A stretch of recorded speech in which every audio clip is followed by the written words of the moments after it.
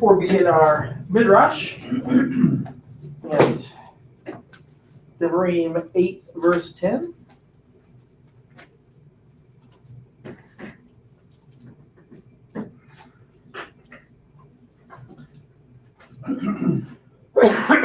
Read, so you'll eat and be satisfied. You'll bless Adonai your God for the good land he has given you. So let's do it. Abba, we have eaten and we're satisfied. We thank you for the land. It's in Yeshua's name. Amen. Amen. All right, so this is a Midrash on proportion Shemot. Excuse me. For the Aliyot. And this was the first verse. The Shemot.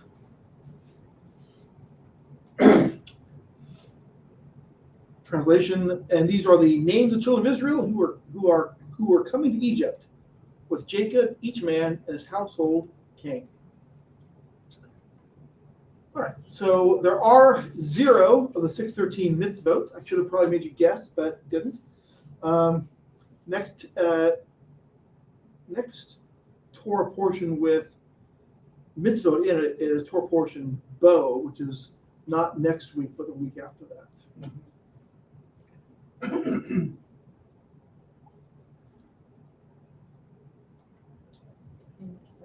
So, I posed this question to the prisoners in Granite today. What are some of the practical ways to walk out what we learned by reading this Torah portion? And there were many of them that had similar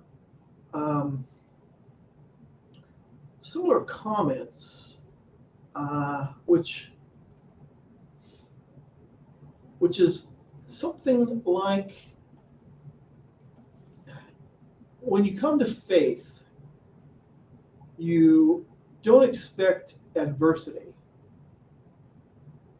but that faith gives you strength to deal with adversity when it comes. And the thing that was decided by one of the individuals was that when Israel was in slavery, they were in slavery and hard bondage, making bricks, and then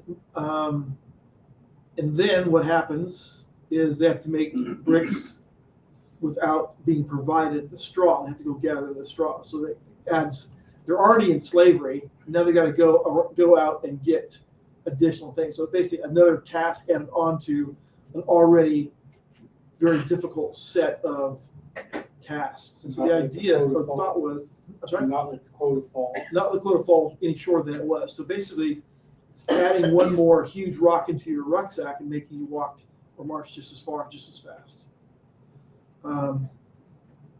So the adversity part of Israel's experience was seen as a practical way to walk out what we learned. In other words, to understand that just because that you've come to faith doesn't mean that more adversity won't be handed to you, but not more than you can handle yet. Enough to it's going to make it even more difficult for you to keep going. And as one person observed, many people, once that extra adversity falls upon them, they fall away or they don't continue on the path. We kind of see that with Israel as well, right? In the sense of how many were, a few were certainly later would follow Korach's rebellion, would be demanding meat, even though they had flocks and herds with them. They were demanding meat. Anyway, that was at least some of the thoughts from practical ways to walk out when we learn this portion. What are some of your thoughts? I was going to say, a lot of Christians today, that's kind of what they feel like, though, is if I'm saved, Everything's going to be smooth and rosy. Mm-hmm. I kind of gone I wouldn't say maybe the other way, but maybe a 45-degree turn from that. It's interesting that those guys, the first thing that came to their mind was additional adversity is where I think, once you come to faith, now you've got an additional requirement Yeah. to be set apart. And sometimes that's not worth giving up some of the things that make you not set apart. Status. But I can surely see what they're thinking. I went the other way with it, thinking that, well, now I have a higher requirement now. So, but I never even considered their side of it because it just didn't make sense. But I can definitely see it now. Because now, yeah, obviously they're in adverse circumstances. Yeah, people act like animals. So what are some practical ways that you thought of or could think of about what we learned by our readings today?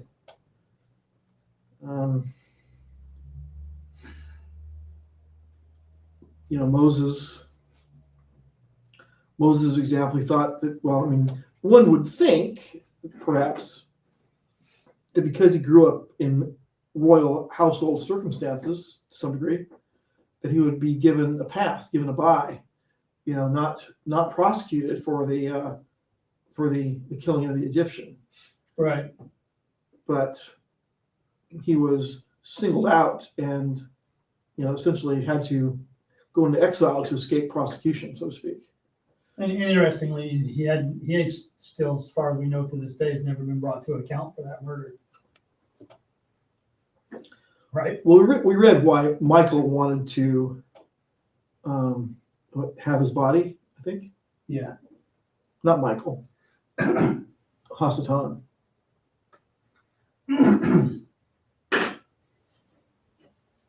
I don't think Moses picked a great wife. Well, he didn't pick her, right? She was given to him. Could have refused. I mean, her name means little bird, but she wasn't a little bird. I mean, and later on when he asked his father-in-law to take her. So I'm kind of wondering, was he divorced? The act, I remember during Michael Rood, right, the actual word that was used there is the word for divorce in Hebrew. He divorced her. Gave her papers. Right. Or signature, whatever. And I always wonder what happened to his two sons. Did they go with her or did he keep them? Tradition says they left. With her? Yeah. But her dad joins him for a while, right? Right. Mhm. Yeah, And he advises him. I like her dad. He seemed to have a head for organization. He did. CC comments on the question, keeping death away from them with its staff and turning it into life. Okay.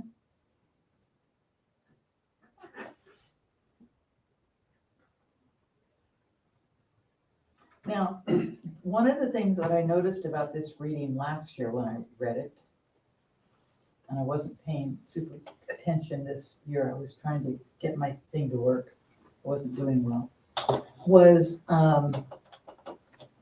Pharaoh started off with kill all the Hebrew boys. And then a little bit later, it was to kill all the boys. He got more paranoid. So I read that too. At first, he wanted all the Hebrew boys killed, and then it was.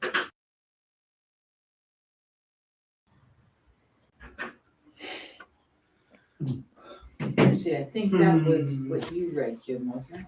Where he was having the babies. I didn't get that impression that he was killing just all the boys. Yeah, me either. Could have, I may have just missed that part of it.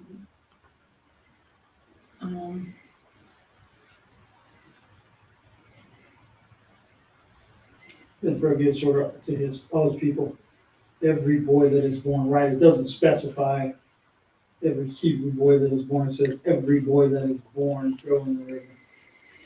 Pharaoh gave this order to all his people. every boy that is born, throw it into the river. So it could have been every boy. We just assumed it was Hebrew, every Hebrew. But when he Never first, even considered otherwise, so it's interesting. but when he first started out, he went to the midwives and says, when the Hebrew women give birth, Right. kill all the That's why we boys. assume that he's talking Yeah. about. But when this one, it's all the boys. I thought that was interesting. Yeah. He got more paranoid. Cast a wider net. Mm-hmm.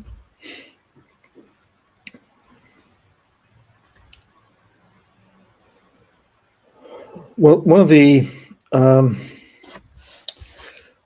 another comment was a lesson learned was to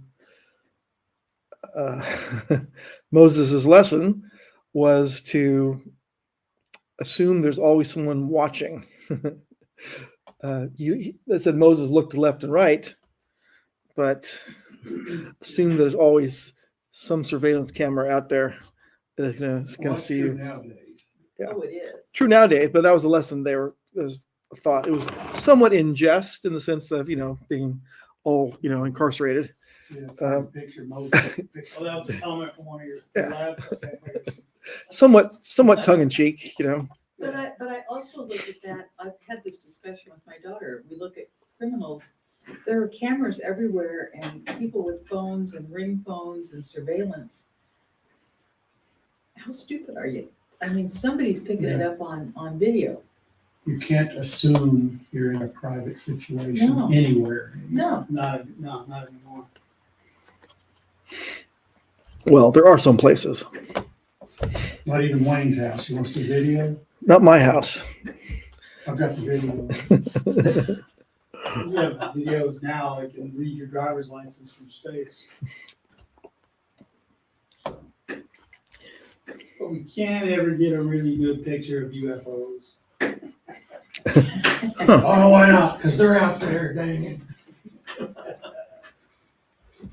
Sorry. Well, literal term UFO. If you don't know what it is, then it's a UFO. Exactly. Doesn't mean it's a space UFO. now, in the sewing world, that's an unfinished object. Oh, is it? Yes, I have a lot of those. Unfinished object. In other words, a piece that you started sewing on and never finished it. Oh, I just finished some from 25 years ago, yes. Wow. No longer a UFO. I know, I've got one that Now it's I've got about, identifier. I'm this much binding and that was 15 years old.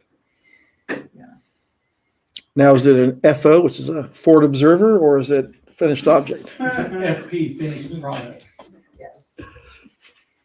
I think the question you got there is pretty tough to answer with the Torah portion. So I have some slides here. We're going to go through some of them.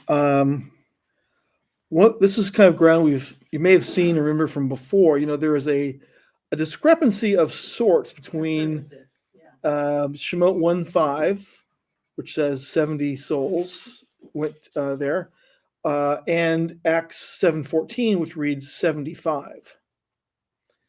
But the short version of, there's kind of the short version of it is that not all Hebrew texts or Aramaic texts like the Targumim show 70. The Septuagint, which of course is a Greek text, reads 75 here in Shemot 1:5, which is different, of course, than the Masoretic text, which says 70, and on all those Targumim you see there. But there is another witness, so to speak, for the 75 souls, which of course is the oldest Hebrew text at Qumran. Sorry. So the oldest Hebrew text says 75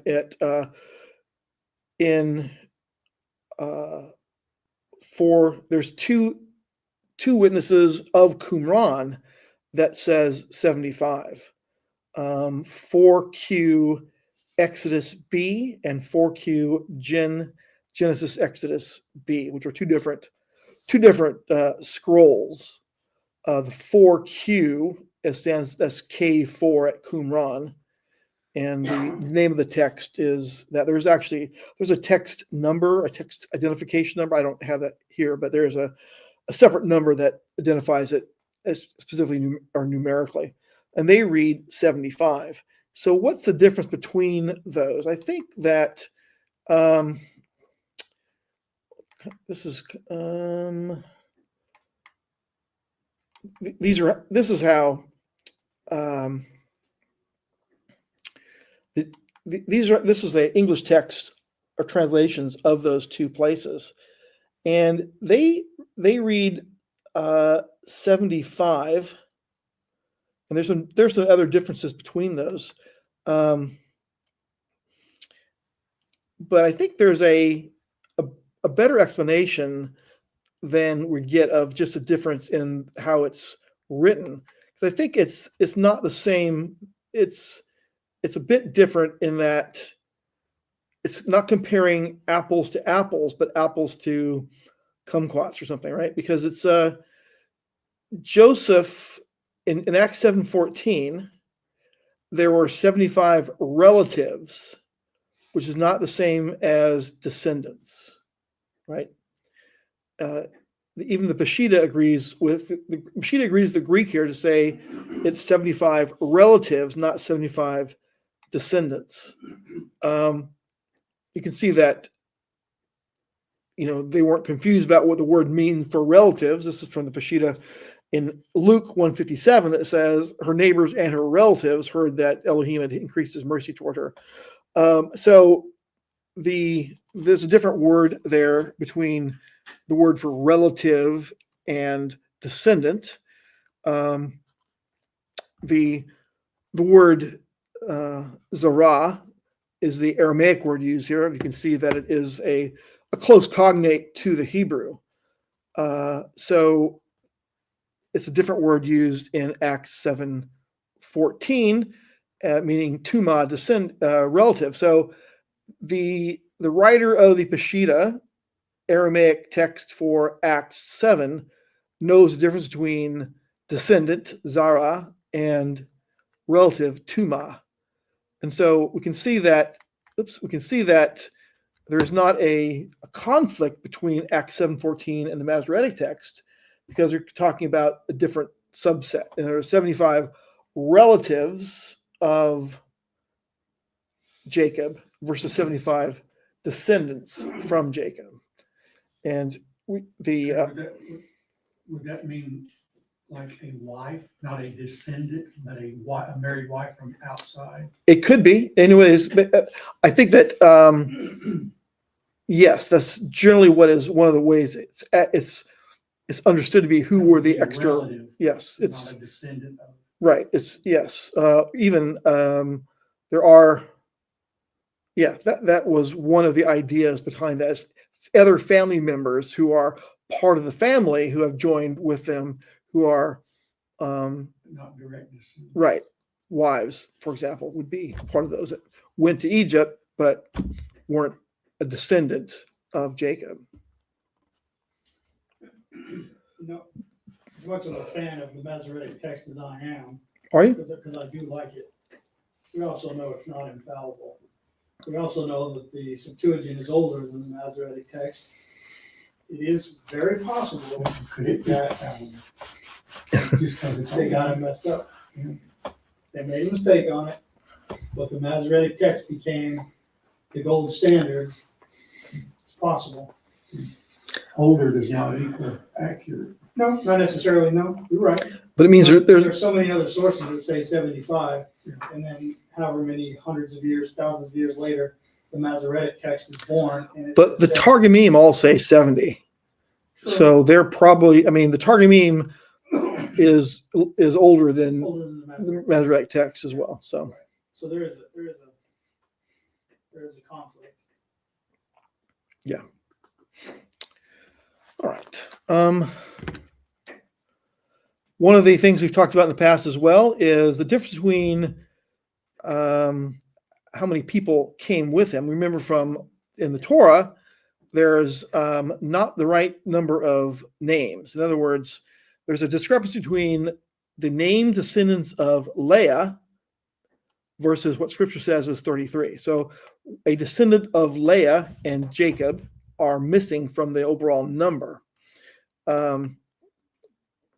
Some said the missing name is Yocheved, Dinah, and Yah himself. Those are some of the things. Of course, because the reason Yah himself is listed on there, because I've heard some Messianic teachers say that's who it was, because Yah said he would go to Egypt with Israel, but he's not a descendant of Leah, so that doesn't quite. Now, Jacobed was Diana's daughter. Well, Yocheved is Leah's daughter, or Levi's daughter, a daughter of Levi. Okay.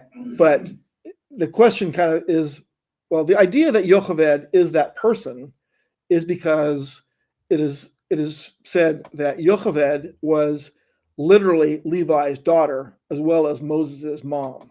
Right. She's listed as a daughter of Levi, but I think that it is expressing something too literal to be accurate, that in this sense, daughter of Levi means the direct, actual daughter. Whereas even in, if you ever watched Narnia, you know that the children are often called son of Adam and daughter of Eve. Yeah. That's I think the idea here. A son of Adam is a descendant of Adam, but not a brother, a direct physical brother to Seth or Cain or Abel. Okay. So it's a term that's used to denote descendancy, but not necessarily a hyperliteral interpretation of that. So really, it still kind of remains a mystery who is the missing descendant of Leah, which comes into question here because we're talking this Torah portion is talking about those who came into the land, and is it 69, 70, or 71, for example? Anyway, so there's some. We'll kind of skip through some of these. There's a lot of I've got a lot of slides here that I probably should have hidden. The Dinah was listed as a Canaanite woman in Genesis 46, and so a lot of the rabbis interpret the Canaanite woman actually to be Dinah because of her. That she changed to a Canaanite when she was violated. I mean, that'd say like it's her fault. That's not really true, though, right? Anyway, but there's a lot of slides I probably should have hidden here. This is some other ones I probably should have hidden. I didn't do a good job of hiding some of these slides. Okay, the mystery of the Hebrew midwives. So why? The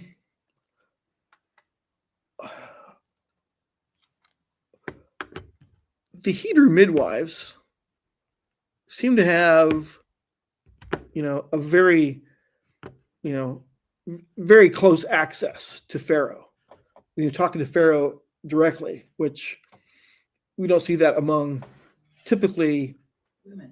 lower level servants, so to speak, and women in particular. I suppose you could say that too. Were they Hebrew midwives or midwives to the Hebrews? Right. So on the other hand, the phrase "la meldot havrit" could be understood to mean midwives to the Hebrews.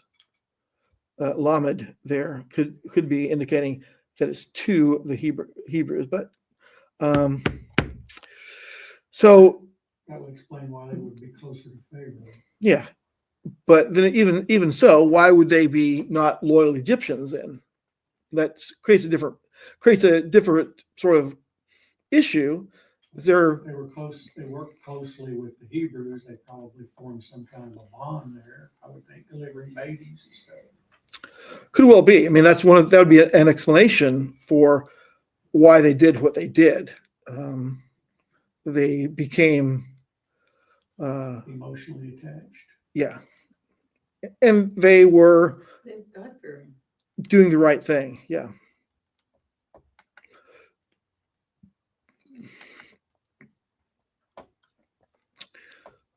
According to, this is from the Targum Jonathan reads, therefore did Pharaoh, king of Mitzrayim, cancel the Yehudite midwives, named the one of whom was Shifra, who is Yocheved, named the other is Puva, who is Miriam, her daughter.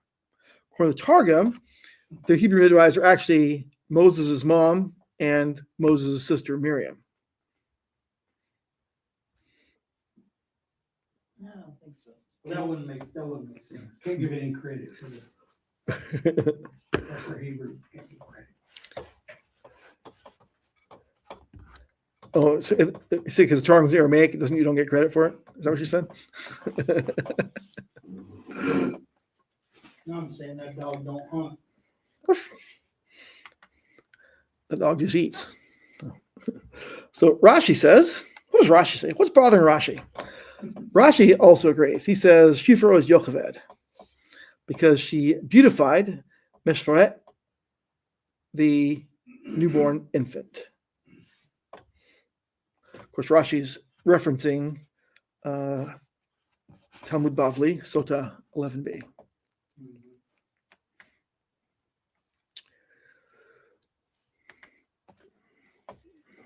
Continued, Rashi says, Pua was also Miriam because she cried, Pua, and talked and cooed the newborn infant.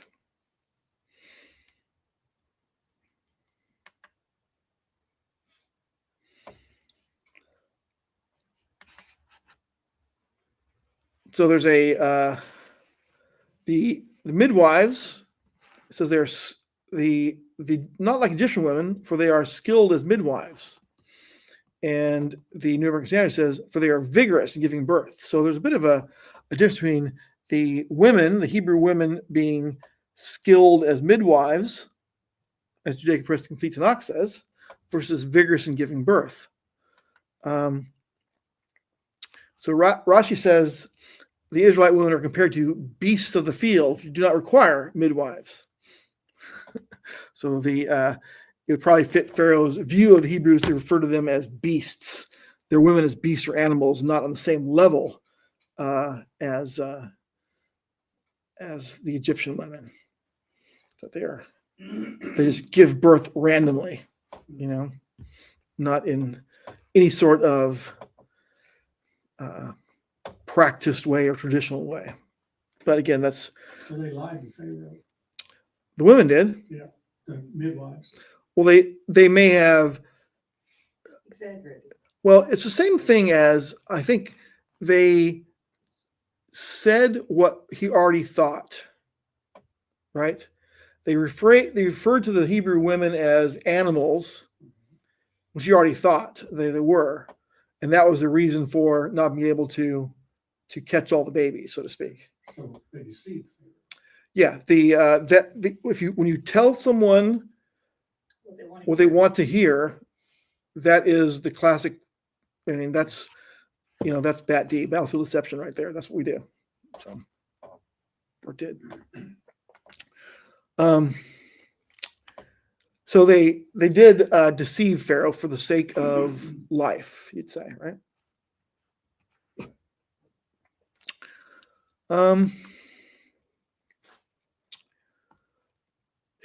Janus and Jambres is referenced as chief of the magicians in Targum Jonathan. And it's through them, it says, that they found out the certain child is about to be born. Therefore, therefore did Pharaoh, king of Egypt, give counsel to the Jewish midwives, or the midwives to the Yehudit. And so, where else do we see Janus and Jambres? Two dudes did battle with Moshe, with the staff. Yes. In that, but we also see him later on too, like. Paul, Didn't they tag along when they rolled out of Egypt? Because they showed up later, after the Exodus. these two?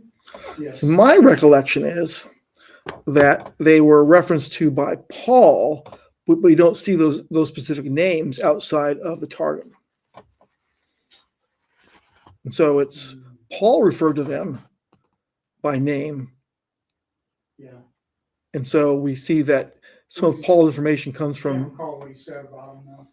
well, they're deceivers against Israel. Yeah.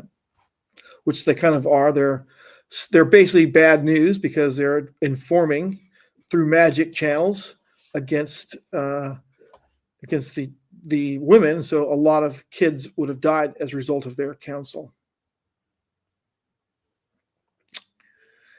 I've got. What else do you want to talk about? We could spend more time. I think it's already 8:15, so I'm kind of ready to probably close out here since it's already fairly late. We got a late start today. So go. What else do you have? I got one. Yeah, go ahead. There are two verses that don't belong. They seemingly don't belong in chapter 4. Because we know this is scripture, but take a look at it from a literature standpoint.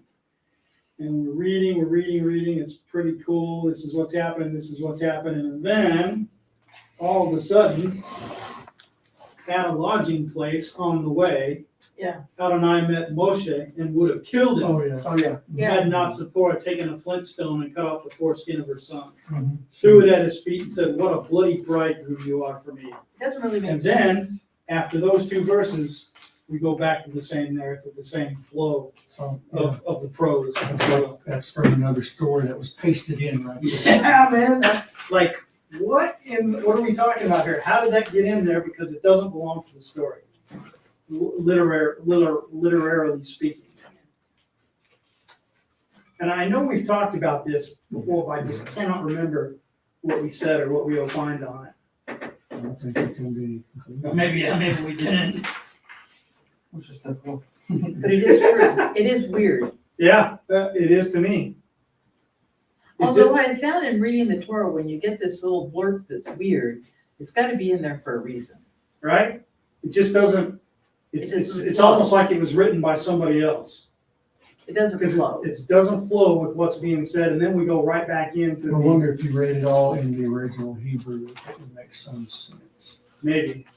I'll look at it It tonight. may be a translation. I was reminded of it when we were reading today. I'm like, wait a minute, what is happening here? It is true, though. It doesn't act like it fits.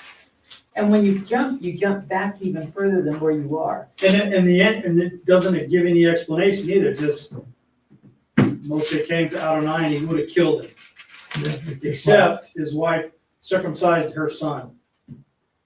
And got mad about doing it. Yeah. Right? Anyway, that's the thing that stuck out to me the most. Mhm. I can't remember. I know I've got notes on it somewhere. I just had forgotten about it until we read it. I even read it this morning with Will and Regina. And I didn't even think about it till I read it again tonight.